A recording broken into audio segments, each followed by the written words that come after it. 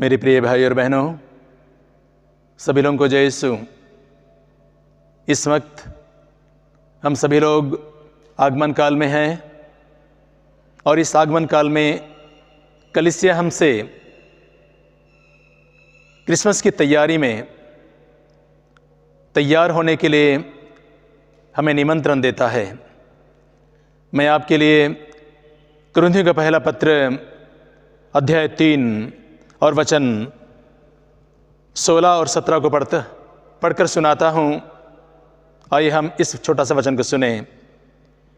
क्या आप यह नहीं जानते कि आप ईश्वर के मंदिर हैं और ईश्वर का आत्मा आप में निवास करता है? यदि कोई ईश्वर का मंदिर नष्ट करेगा तो ईश्वर उसे नष्ट करेगा, क्योंकि ईश्वर का मंदिर पवित्र है और वह मंदिर आप लोग हैं। मेरे प्रिय भाई और बहनों, ये छोटा सा वचन हमें और एक बार निमंत्रण देता है और ये बताता है कि हम पवित्र व्यक्ति लोग हैं। ईश्वर के द्वारा बनाए गए इस सृष्टि में हम मनुष्य एक पवित्र इंसान हैं। और आज के वचन के द्वारा वचन कहता है कि आपका शरीर ईश्वर का मंदिर है। आप लोग ईश्वर के मंदिर हैं और उसमें ईश्वर का आत्मा निवास करता है।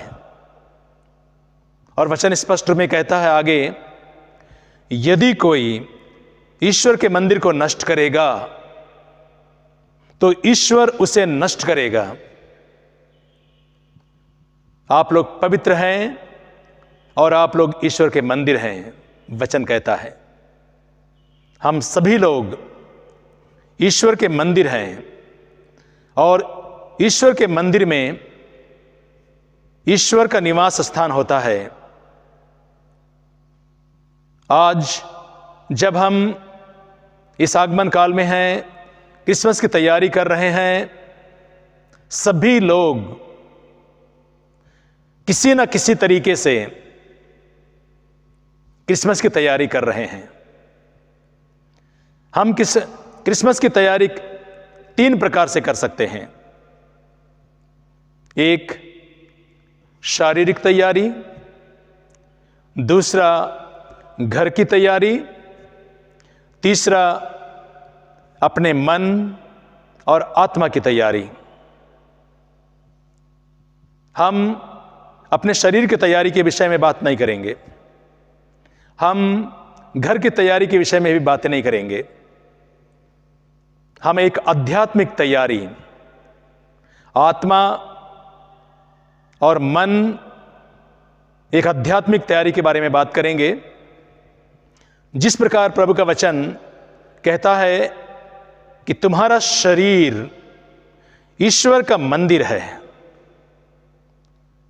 जब हम संत लूकस के सुसमाचार में अध्याय 3 और वचन 1 से लेके आगे पढ़ेंगे तो हम देखते हैं कि योहन बपतिस्ता को प्रभु की वाणी सुनाई दी।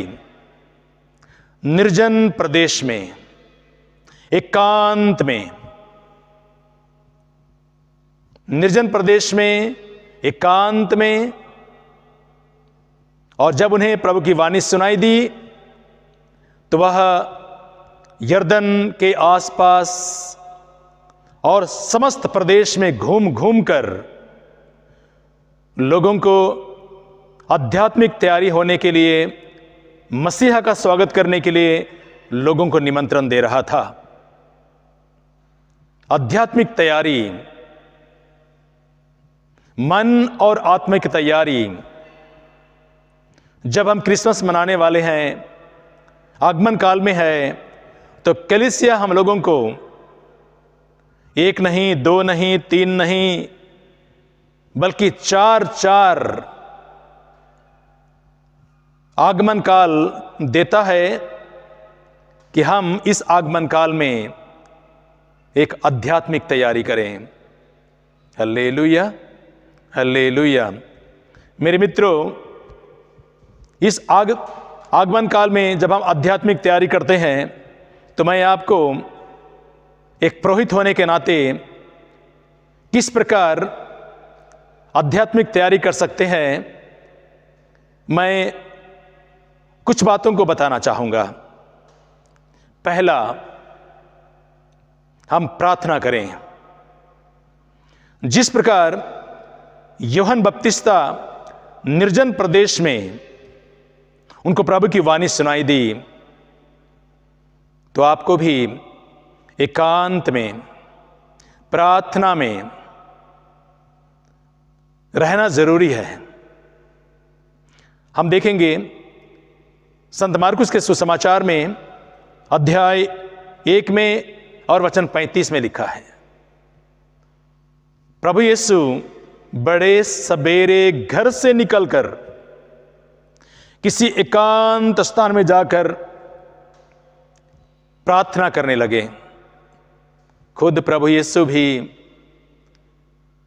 एकांत में जाकर प्रार्थना किया करते थे। यूहन्ना बपतिस्ता भी जब निर्जन प्रदेश में प्रभु की वाणी सुनाई दी, यह बताता है कि वो प्रार्थना में था।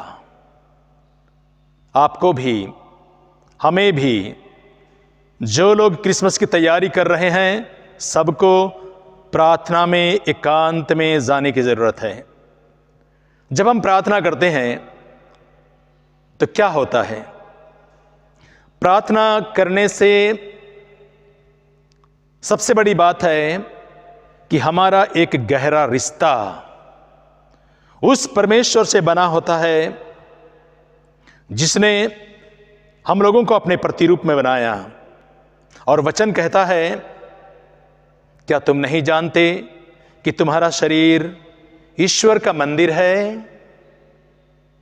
तो जब हम प्रार्थना करते हैं तो हम उस ईश्वर से अपने आप को जोड़ के रखते हैं।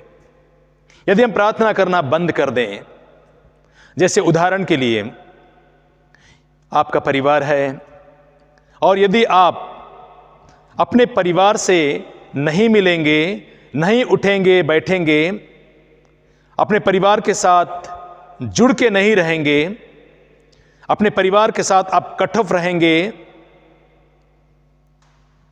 10, 15, 20 साल तक आप कभी नहीं मिलेंगे अपने परिवार को, तो क्या होगा? धीरे धीरे आप अपने परिवार को भूल जाएंगे। आप अपने परिवार के व्यक्ति को नहीं पहचानेंगे। आप ये नहीं जानेंगे कौन मेरा परिवार है, कौन मेरा भाई है, कौन मेरी बहन है। तो जब हम अपने परिवार से नहीं मिलते हैं तो हम अपने परिवार को नहीं जानते हैं। ठीक उसी प्रकार यदि हम प्रार्थना नहीं करेंगे तो हम धीरे धीरे अपने परमेश्वर को भूल जाएंगे और उस परमेश्वर के साथ हमारा कोई रिश्ता नहीं रहेगा।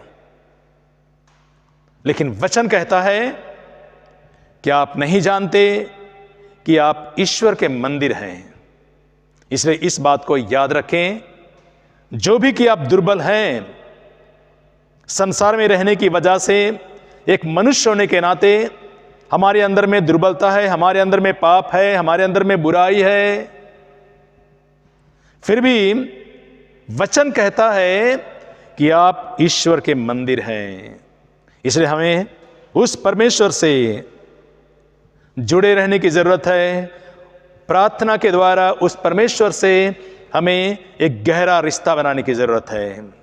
Hallelujah, hallelujah.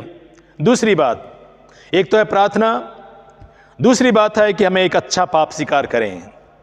इसलिए ये आगमन काल हमें मौका देती है कि हम इस आगमन काल में एक अच्छा पाप स्वीकार करें।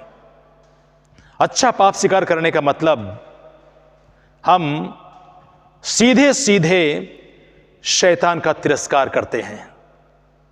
सीधे सीधे हम शैतान की अधीनता को ठुकरा देते हैं और पाप स्वीकार संस्कार के द्वारा प्रभु यीशु का पवित्र रक्त कलवारी बलिदान, प्रभु यीशु अपने पवित्र क्रूस मरण के द्वारा हमारे पापों को शुद्ध करता है, धो देता है। हमारे जीवन में शैतान का बंधन नहीं रहता और हम एक नए इंसान बन जाते हैं। पाप स्वीकार संस्कार के द्वारा ईश्वर हमें इतना सुंदर मौका देता है कि हम एक नई सृष्टि बन जाएं। इसीलिए इसायास नबी के ग्रंथ में अध्याय 65 और वचन 17 में लिखा है, ईश्वर कहता है, मैं एक नए आकाश और एक नई पृथ्वी की सृष्टि करूंगा। पुरानी बातें भुला दी जाएंगी और उन्हें कोई याद नहीं रखेगा। देखिए, जब कैथोलिक कलीसिया हमें मौका देती है पाप स्वीकार करने के लिए और पाप स्वीकार करने से हमारे सारे बंधन प्रभु यीशु के रक्त से धुल जाते हैं, हम एक नया इंसान बन जाते हैं, शैतान का तिरस्कार करते हैं, तो कैथोलिक कलीसिया हमें इतना बड़ा मौका देती है। और ये आगमन काल हमें जब दिया गया है तो मेरे मित्रों, हम इसका लाभ उठाएं। Hallelujah, hallelujah. तीसरी बात है, कलीसिया हमसे यह आग्रह करती है कि हम त्याग, तपस्या करें, भोजन से परहेज करें। जब हम त्याग, तपस्या और भोजन से परहेज करते हैं तो क्या होता है, मैं आपको बताना चाहता हूं। जब हम ये छोड़ देते हैं, ये छोड़ देते हैं, इसको छोड़ देते हैं, एक त्याग करते हैं, भोजन से परहेज करते हैं, सीधी सी बात है कि आप अपने इंद्रियों को अपने वश में करते हैं, अपने इंद्रियों को अपने अधिकार में रखते हैं। इसके द्वारा आपके अंदर एक अंतरात्मा, एक आध्यात्मिक शक्ति उत्पन्न होती है, एक आध्यात्मिक शक्ति जिसके द्वारा आप अपने जीवन के उन सारे बुराइयों को त्याग करने की, छोड़ देने की आप में जुनून है, आप में एक जज्बा है। और जब हम त्याग, तपस्या और भोजन से परहेज करते हैं तो हम अपने इंद्रियों को अपने वश में करते हैं। यदि आपने अपने जीवन में अपने इंद्रियों को अपने वश में करने का तरीका ढूंढ लिया तो आप दुनिया की लड़ाई, बाहर की लड़ाई आप आसानी से जीत सकते हैं। पहले अपने आप को जीतना होगा, बाहर वो हमारे अधीन में होगा। तो हमारी कैथोलिक कलीसिया हमें बताती है कि हम त्याग, तपस्या के साथ साथ हम भोजन से भी परहेज करें। Hallelujah, hallelujah.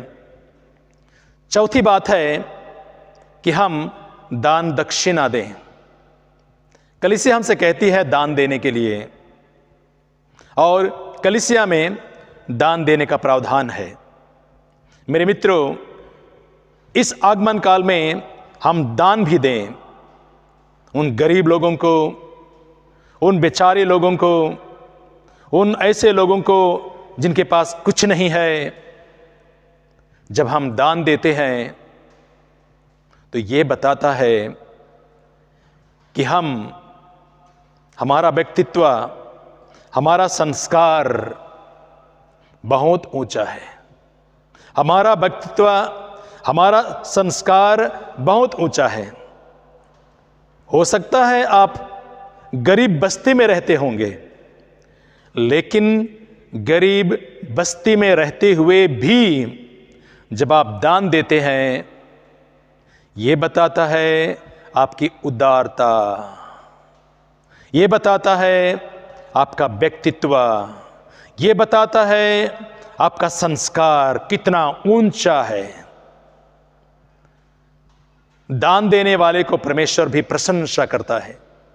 हम बाइबल में देखेंगे, जब एक विधवा औरत खजाने में जब उन्होंने 2 अधेले डाला, मात्र 1 पैसा दिया, तो प्रभु ने उनकी प्रशंसा की और कहा, इस विधवा ने सबसे अधिक डाला है, क्योंकि उन्होंने अपनी जीविका के लिए जो कुछ था सब कुछ दे डाला है। बाकी लोग अपनी समृद्धि से देते हैं, लेकिन इस विधवा ने सब कुछ प्रभु के लिए दान दिया। तो मेरे मित्रों, कलीसिया हमें दान देने के लिए भी सिखाती है। दान देने से हमारे बहुत सारे पाप भी क्षमा होते हैं।